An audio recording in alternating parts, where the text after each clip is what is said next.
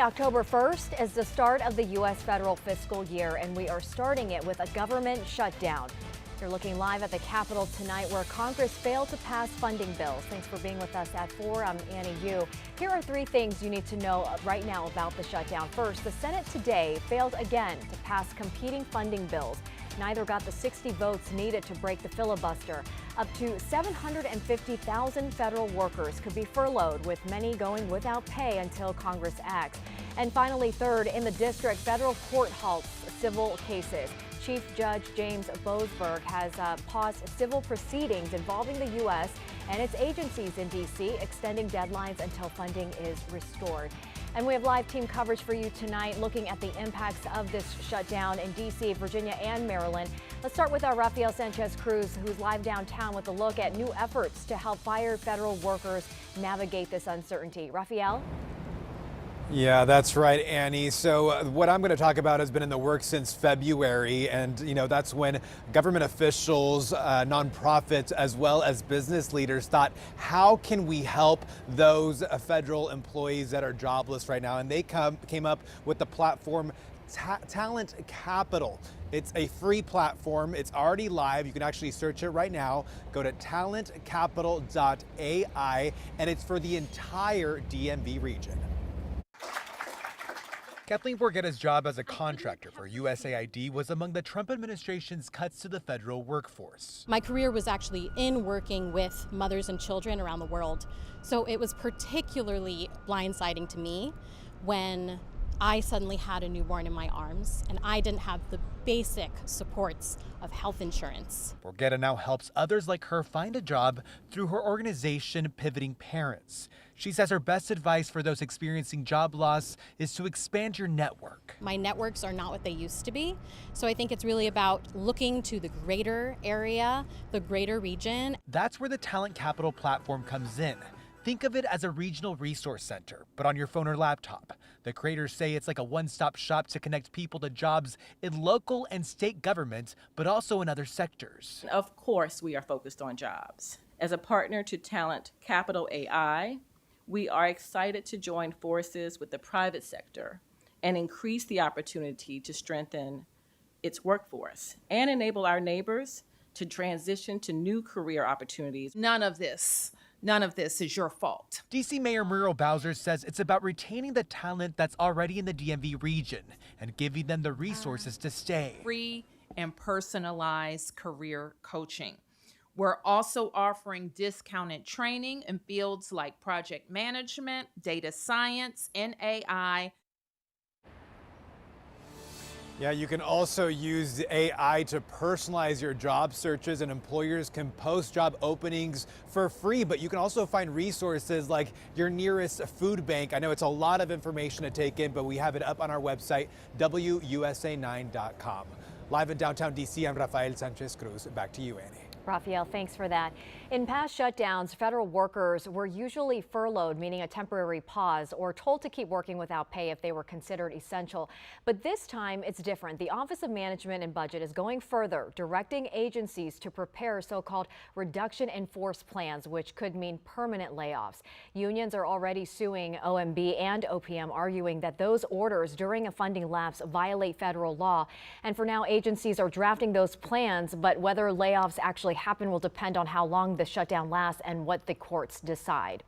Meanwhile, Maryland leaders are pledging to do everything they can to make sure that residents are protected from the worst of the government shutdown. Lionel Donovan is live in Germantown tonight with more on the state's response. Lionel. Good afternoon, Annie. Well, it's all hands on deck. That is the approach that state, county, and local leaders are taking in order to make sure that Marylanders don't bear the brunt of this shutdown. Now, like you were saying earlier, it's unknown exactly how long this shutdown will last. The last one took place during President Trump's first term and lasted 35 days. But as you were saying earlier, this time the White House has said that layoffs are coming fast, and Maryland leaders are saying there's no time to lose. This morning, Governor Wes Moore announced that state agencies will put together contingency plans in order to make sure that programs like Medicaid and SNAP will continue to operate in the state. He also promised state employees who receive federal funding would continue to be paid, and federal workers would be protected from eviction, foreclosure, and utility shutoffs. Now, here in Montgomery County, Executive Mark Elrich joined Congressional Representative April McClain Delaney to condemn the shutdown, laying the blame squarely on Republicans. However, he also said that given how many federal workers live in the county, the effects of this shutdown will hit Montgomery County especially hard.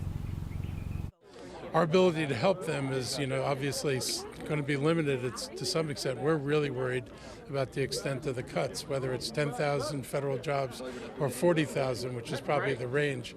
That has serious impacts on the county, serious impacts next year in terms of what we do with our budget. And the reason I care about the budget, because the budget's the tool by which we help people.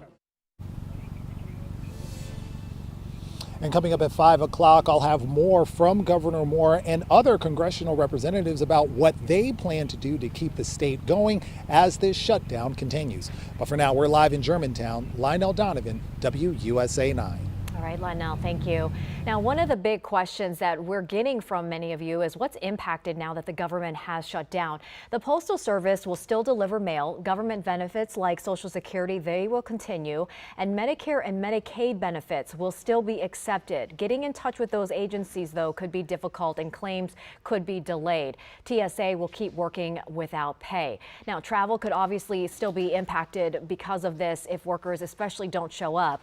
The National Zoo, including its animal cams, Smithsonian museums and national parks, those will all close. The impact of the government shutdown will have a rippling effect across the DMV, and that includes how some people get their next meal. Food banks are preparing for more families needing their services. Our Matthew Torres is joining us live at the Arlington Food Assistance Center. Matthew, you spoke to some food bank directors today in Virginia. How has this situation impacted their ability to help people who need these services?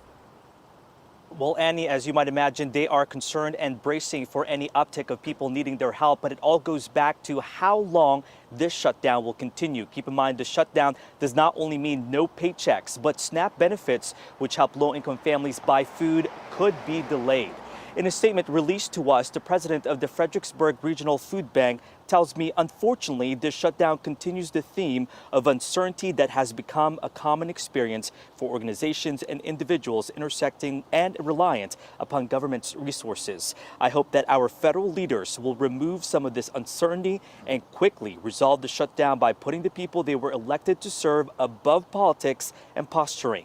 Fredericksburg Regional Food Bank is in a congressional district with the second highest volume of federal workers in the Commonwealth. Staff is expecting a demand for more food or SNAP benefits enrollment among affected workers. But if the shutdown goes on for more than a month, similar to the last one in 2018, SNAP recipients might have to wait for their benefits longer. The food bank president says that makes it challenging to meet demands. Over at the Arlington Food Assistance Center, or AFAC, the CEO is also worried for the low-income families who use their services. You know, when federal workers are laid off, the first thing they'll do is reduce expenses. And that means that housekeepers, lawn services are the first to be cut.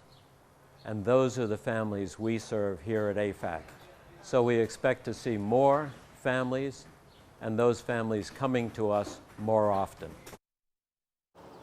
Now, this comes at a time when the hunger crisis in the DMV is getting worse. A new report last week from the Capital Area Food Bank shows that there is now 37% of the population being food insecure. That number only went up because of the DOGE cuts. They're also saying that 2 out of those former federal workers are now considered food insecure, meaning they do not know where their next meal is coming from.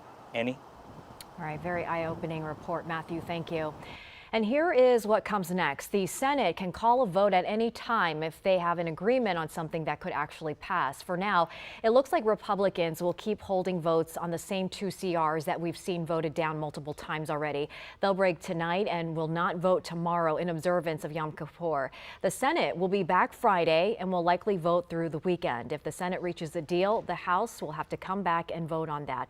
The House currently isn't set to come back until next week. The last government shutdown was a record 35 days in 2018. That was 7 years ago during President Trump's first term in office.